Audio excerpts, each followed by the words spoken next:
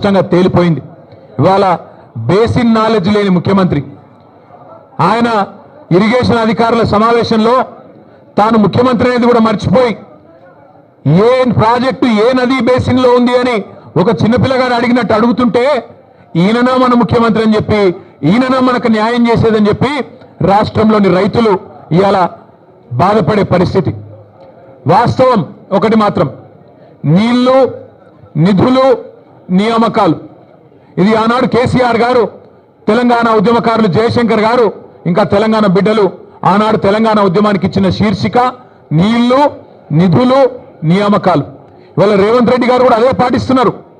నీళ్లు, నిధులు, నియామకాలు. నీళ్ళేమో ఆయన గురువు గారు చంద్రబాబు గారికి కృష్ణా నీళ్లను, గోదావరి నీళ్లను తెలంగాణ రైతులకు సున్నం పెడుతూ, తెలంగాణ రైతుకు మోసం చేస్తూ అక్కడ కింద గోదావరిలో బనకచెర్ల కడుతుంటే దానికి పచ్చజెండా ఊపుతాడు. కింద శ్రీశైలం నుంచి కృష్ణా నీళ్లు అటు పోతిరెడ్డిపాడు నుంచి తోలుకొని పోతుంటే దానికి కూడా కళ్ళు మూసుకొని చంద్రబాబు గారు చెప్పినట్టు కోవట్టు పాలన ఇవాళ నడుస్తా ఉన్నది రాష్ట్రంలో. నీళ్ళేమో ఆంధ్రాకు పోతున్నాయి, నిధులేమో ఢిల్లీకి పోతున్నాయి. ఈ నియామకాలు ఆయన తొత్తులు కొంతమందికి ఇచ్చుకొని వాళ్ళనే చూసుకొని మురిసిపోతా ఉన్నాడు. నేను అడిగిన ఒక కాంగ్రెస్ నాయకుడు ఫోన్ చేసిండు, ఎందుకన్నా ఇదంతా అని.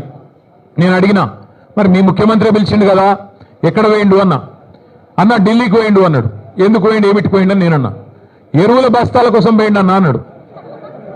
ఎరువుల బస్తాల కోసం పోయిండట. ఎట్లుందంటే ఇది, వెనకటికి ఎవడో తాటి చెట్టు ఎక్కిండట. ఎందుకు ఎక్కినవా తాటి చెట్టు అంటే, దూడకు గడ్డి కోసం ఎక్కిన అన్నాడట. రేవంత్ రెడ్డి ఎరువుల బస్తాల కోసం పోయినట్టు ఎవరైనా నమ్ముతారా రాష్ట్రంలో?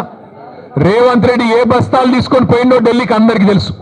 రేవంత్ రెడ్డి వాళ్ళ ఢిల్లీ బాసులకు, కేంద్రంలో ఉండే పెద్దలకు ఏ బస్తాలు మోస్తాడో, ఏ బస్తాలు మోసి ఇవాళ ఆ పదవి కాపాడుకుంటున్నాడో రాష్ట్రంలో చిన్నపిల్లలకు కూడా తెలుసు. మనోళ్ళు సోషల్ మీడియాలో మా తమ్ముళ్ళు చెల్లెళ్ళు మంచిగా ముద్దు పేరు పెట్టిండ్రు.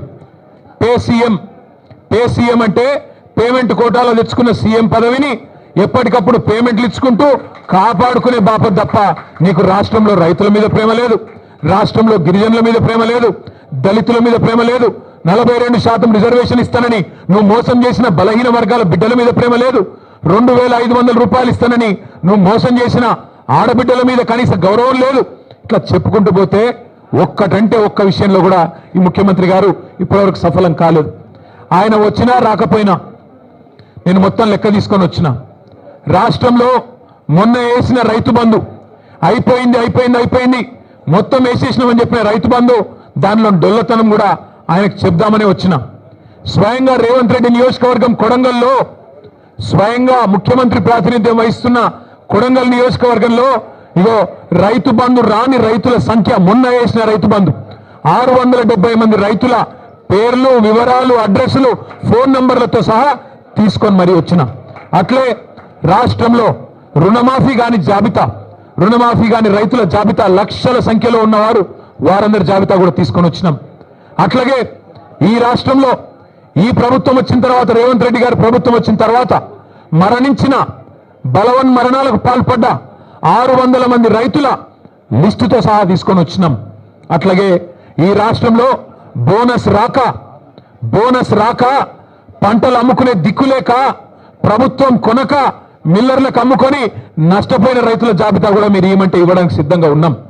ఇవాళ రాష్ట్రంలో ఎరువుల కొరత రైతులను సతమతం చేస్తున్నది. ఒక ఆధార్ కార్డు మీద ఒకటే ఎరువు బస్తా, ఒకటే యూరియా బస్తా ఇస్తామంటే ఇలా రైతులు మళ్ళా లైన్లు కట్టి చెప్పులు క్యూలో పెట్టి ఎదురు చూస్తా ఉన్నారు ఫర్టిలైజర్ దుకాణాల ముంగట. రేవంత్ రెడ్డి అధికారంలోకి వచ్చే ముందు ఒక పాటను తయారు చేసి దేశం మీదకి వదిలిరు.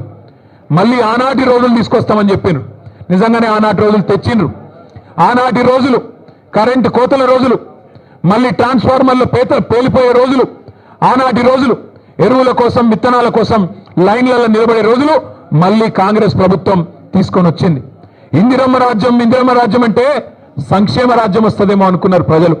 కానీ ఇందిరమ్మ రాజ్యం అంటే అక్రమ కేసులు, ఇందిరమ్మ రాజ్యం అంటే అణిచివేతలు, ఇందిరమ్మ రాజ్యం అంటే నిర్బంధాలు, ఆనాడు 50 ఏళ్ల కింద విధించిన ఎమర్జెన్సీని మళ్ళీ తలపించే విధంగా ఇందిరమ్మ రాజ్యం అంటేనే భయమయ్యేటట్టు ఇలా మళ్ళొక్కసారి పేదల మీద, గిరిజనుల మీద, దళితుల మీద దాడులు చేస్తూ చివరికి సోషల్ మీడియాలో ఒక పోస్ట్ పెడితే రీట్వీట్ పెడితే నల్లబాలు అనే ఒక బలహీన వర్గాల తమ్ముడు శశిధర్ గౌడ్ ఆ పిల్లగాని పేరు ఆయనను తీసుకుపోయి అలా జైల్లో పెట్టిండ్రు.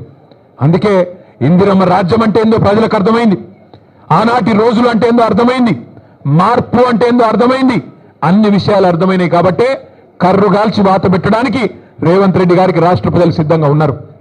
మీ అందరితో ప్రెస్ మిత్రులతో కూడా వారికి నేను ధన్యవాదాలు చెప్తా ఉన్నా.